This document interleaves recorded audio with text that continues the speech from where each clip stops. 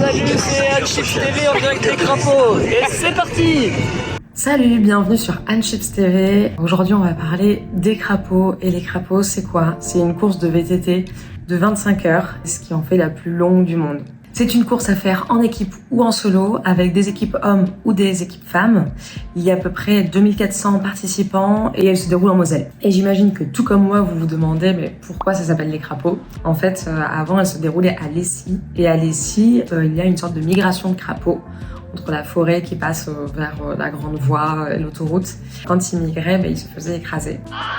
Et donc en 89, la même année où la course a commencé, ils ont installé un crapauduc. Donc c'est une sorte de tranchée creusée en fait pour que les crapauds passent en dessous des voies.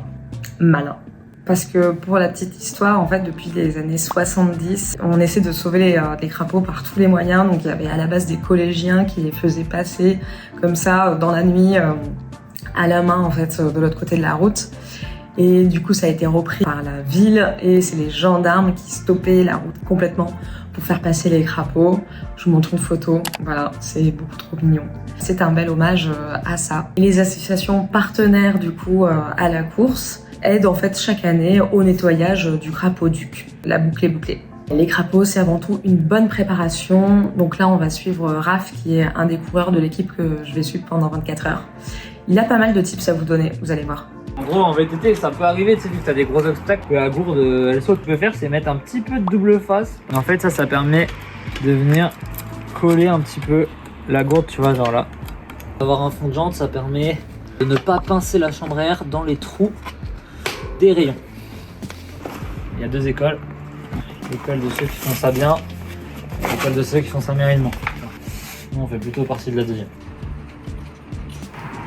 Nickel. Allez, maintenant que vous avez vu Raph, je vous présente le reste de l'équipe.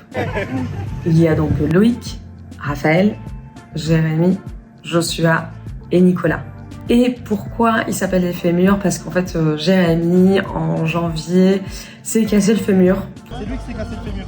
Vous voyez sur la photo, il y a une belle broche. Force à lui. Ça fait 1 an qu'ils attendent. On arrive enfin en janvier. Elle va venir après sur le camp. Ouais. Eux là, ils sont vraiment en mode nature par contre. Eux, c'est du bivouac, c'est pas du camping. Oh pétard. Contrôle antidopage. Pour faire une course de 24 heures, vous vous doutez bien, il faut faire le campement qui sert et de camping et de lit et de salle à manger et de garage à vélo et de salle des fêtes. Voilà, il y a un peu de tout dans ce campement pendant 24 heures.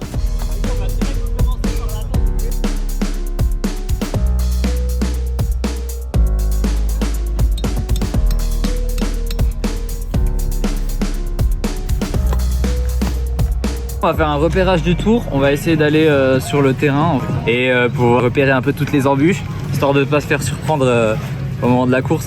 Et heureusement qu'il y a un tour de repérage en fait, parce que Nicolas a crevé sur la roue avant, sur la roue arrière, il a même cassé sa selle en carbone.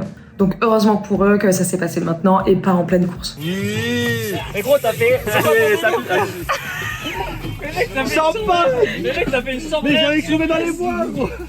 Bon, l'heure tourne, le départ est bientôt, on part au débrief. Le parcours ELEC, il fait 16 km pour 562 mètres de dénivelé positif.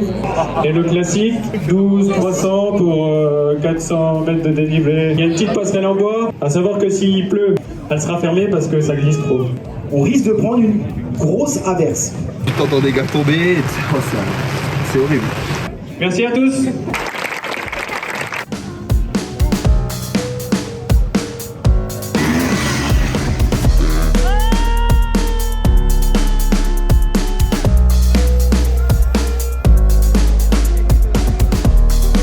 Bon, on va pas vous mentir, le départ a été super compliqué, mais un peu pour tout le monde parce que y a eu une grosse chute au tout début.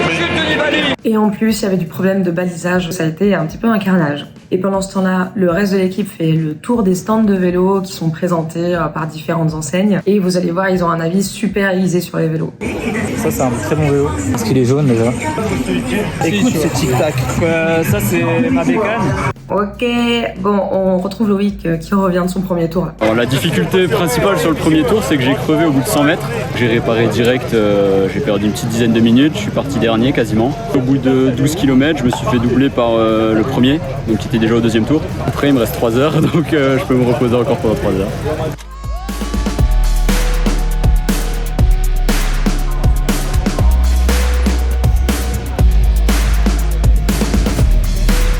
Là, je reviens d'un tour, c'était trop bien, le parcours énorme, super dur, super technique.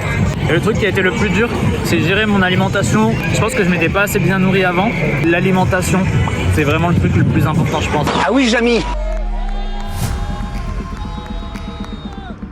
Et les crapauds, c'est aussi une institution dans la région. C'est-à-dire que toute la famille et les amis viennent sur le camp, ils viennent passer 1, 2, 3 heures avec eux à manger, ils viennent faire la fête et soutenir le moral des coureurs. Alors qu'il y a abondance. Tous les matins, je prends du thé digestion et je bois une pinte. Je bois ça dans un Eco Cup Heineken. Je suis méga stressé. En plus là ça va être la nuit, je suis pas le meilleur en technique et tout. Bah Alex, si ça fait pas un temps, en vrai on en a rien à foutre. Je dis ça, j'ai monté sur le vélo, je vais être à 200. Ok, ça c'est de la lampe les frères.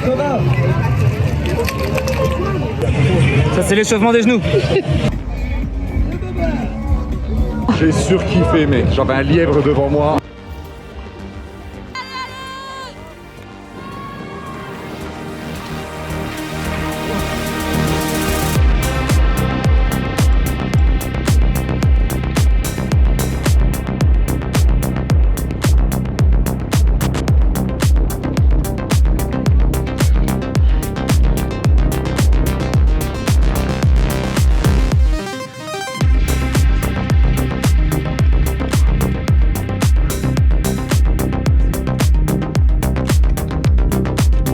Petit déraillement.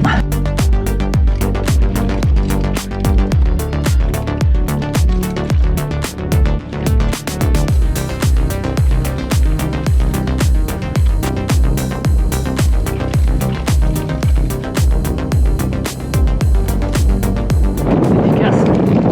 Anne-Charlotte. Ça c'est un truc de beau gosse ici. Qu'est-ce qu'on fout là? Ça c'est les chasseurs de Rosériel. Ils se disent il y a du gibier là. Super nickel. C'est dur. Vas-y. Je sais. Là je suis en train de me cramer par contre. Il va me prendre pour un fou à parler tout seul. Alors, Bah franchement merci les putains de lampes parce que sans les lampes en vrai sérieux c'est dur. Ah c'est normal vu qu'il fait nuit mais bon. Franchement c'est trop bien. En vrai t'as les 10 premières minutes où t'es là en mode putain qu'est-ce que je fous là et après tu commences à kiffer et tout et ça va tout seul. et maintenant les coureurs sont encore sous le coup de l'adrénaline, donc ils ont du mal à aller se coucher, donc ils dorment pas beaucoup finalement pendant la nuit. Là, Raph essaie de dormir à peu près 1 heure avant de se réveiller vers 3 heures du matin pour son prochain relais. Il faut se réveiller pour la bonne cause. Comment justifier l'achat d'un casque?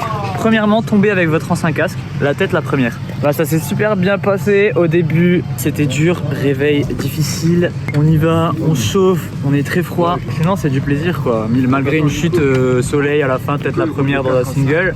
Franchement c'est cool, je recommande de ouf. Allez, Continuez comme ça.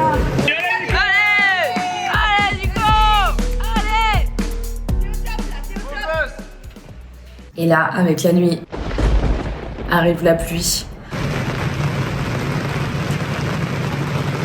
Les conditions météo se dégradent, ça rend le parcours quasi impraticable et ça fout un gros coup au moral de l'équipe. Ouais, à ce point là c'est dégueu. Ah, je vais plus rouler moi, je roule plus. Mec, t'as la première partie là-bas, en fait t'as tout qui colle. Du coup en fait ton pneu il est bourré. Mec, t'es là gros, tu t'entends des gars tomber, c'est horrible. La Loïc se tente un dernier tour, mais au bout de 20 minutes, impossible en fait d'avancer. Il va dormir, l'équipe décide de se reposer à peu près 3-4 heures avant de se réveiller le lendemain à 8 heures.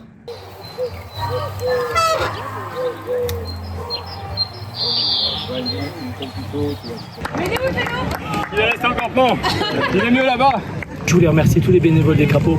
Il y a une super ambiance et malgré le temps, ils jouent le jeu sur mon parcours solo. En fin de compte, j'ai vraiment bien tourné hier parce que je sentais qu'il allait avoir le vent, qu'il allait tourner et avoir de la pluie, donc j'ai anticipé. Donc j'ai enchaîné 6 tours hier. Alors attends, 6 tours, c'est à peu près 6 heures. Donc imaginez le mec en VTT 6 heures sur un parcours assez difficile. Franchement, bravo. Et ce matin, en me levant à 7h30, j'étais pas trop motivé pour prendre le vélo avec ce qu'il y avait plus hier. Ah bon? Et puis bon, je suis allé déjeuner et puis en voyant justement les bénévoles qui se donnaient du mal et tout, j'ai dit bon, allez, dédicace, je fais le dernier tour. Bon, par contre, franchement, le parcours était juste génial, quoi. Hyper technique, par contre, c'est pas pour les novices. Il faut vraiment avoir une expérience et tout pour faire des crapauds. Par curiosité, je suis allée voir le classement et le premier solo a fait 18 tours. 18 tours, c'est énorme. Petite accalmie, l'équipe se remotive un petit peu. Le tour de piste est passé d'à peu près 55 minutes à 1h20, 1h30. C'est chaud, mais c'est encore faisable.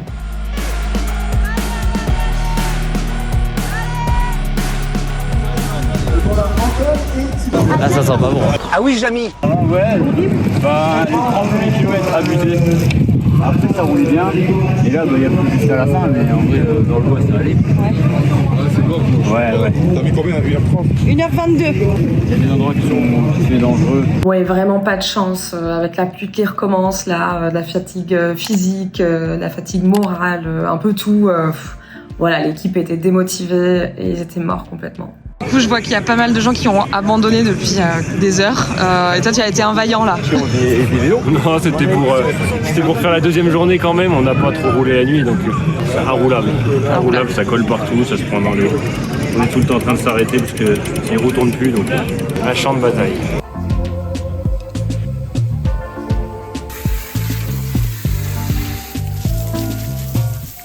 On est parti avant la présentation du classement, vers 14h30, on était épuisés. Et malgré tout, sur la catégorie loisirs hommes, l'équipe des fémurs était arrivée 45e sur 150.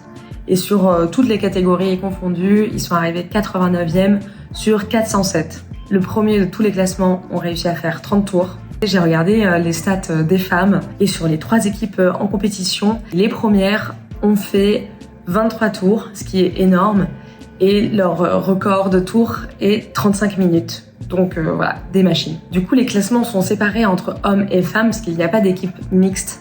Mais on voit sur les stats que finalement, les femmes, elles ont fait tout aussi bien que les hommes. C'est-à-dire, dans la catégorie compétition hommes plus femmes, elles seraient arrivées 4e. En fait, je trouve ça un petit peu dommage que les femmes soient pas aussi bien représentées sur la course ou même dans ce sport. C'est finalement un sport assez masculin. Pourtant, vous voyez les stats, elles sont tout aussi fortes en fait. Merci beaucoup d'avoir regardé cette vidéo, surtout jusqu'à la fin.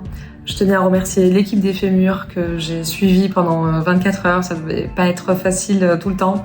Je tenais aussi à remercier les personnes que j'ai interviewées qui m'ont donné un petit peu de leur temps aussi. Je tenais à remercier particulièrement Raphaël. Merci pour ta concentration à toute épreuve et tous tes tips.